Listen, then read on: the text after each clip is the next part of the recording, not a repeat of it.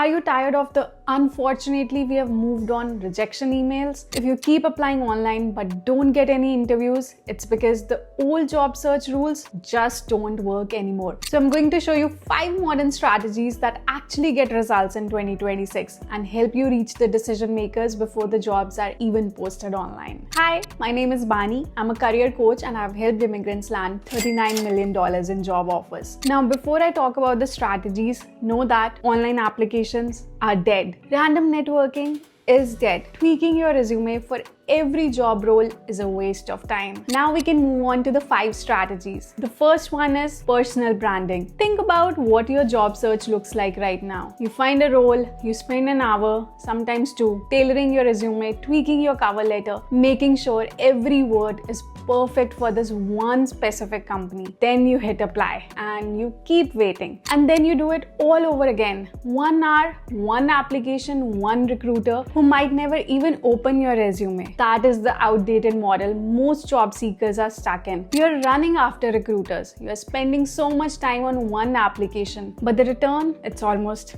nothing. Now imagine a completely different model. Instead of chasing 1 recruiter at a time, you post something on LinkedIn. 1 post takes about 20 minutes. That post goes out to your network, then beyond your network. And here's what happens next that most people don't even realize. Recruiters are on LinkedIn every single day, actively searching for people. They have search alerts set up. They scroll feeds looking for people they can hire. When you post consistently about your role, your industry, your insights, your learning, your thinking, you are making yourself searchable. And when a recruiter reads 3 of your posts and thinks this person really knows their stuff, they don't wait for you to apply. They come to you. So instead of you spending 1 hour writing a resume that 1 recruiter might not even read, you spend just 20 minutes writing a post that multiple recruiters and hiring managers can find and then invite you for an interview. That is leverage. So please start posting on LinkedIn. It doesn't need to be polished or perfect. Just needs to be relevant to the role that you are applying for. But here's the thing, even when a recruiter finds you and wants to know more, they'll go looking for proof of what you can actually do. That's where strategy number 2 comes in,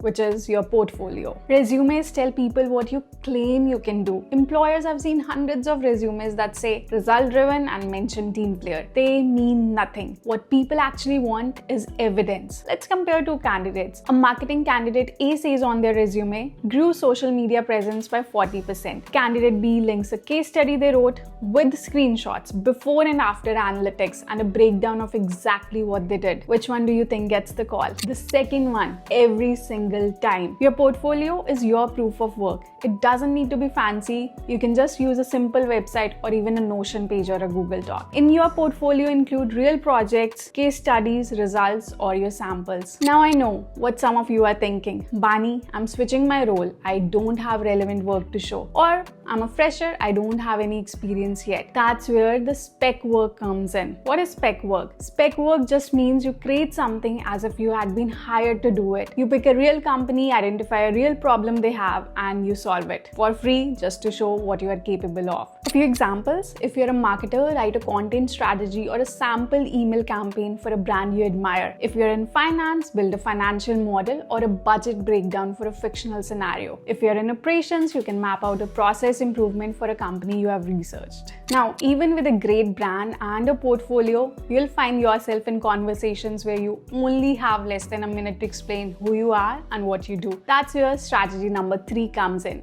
which is the elevator pitch. Most people, when asked, so what do you do, say something like this: I'm currently working at Tim Hortons. I have a diploma in business management. That's neither memorable nor impactful. No one is going to hire you after listening to that. Now, compare that to, I'm an operations coordinator with 3 years in logistics. I redesigned our fulfillment process and reduced delivery delays by 30%, which saved the team around 15 hours a week. That's clear. That's specific. That's something the person you are talking to can immediately find value in and then refer you. So make an elevator pitch, write it down, and then practice it out loud until it sounds natural. Once you have that pitch, it's time to get it in front of the right people. And that brings us to the 4th strategy, which is LinkedIn outreach. Most people use LinkedIn to apply to jobs, which is exactly what everyone else is doing. Or they just send connection requests with no message or vague messages which get ignored. Example, most most people send something like this if they do include something in the note. Hi,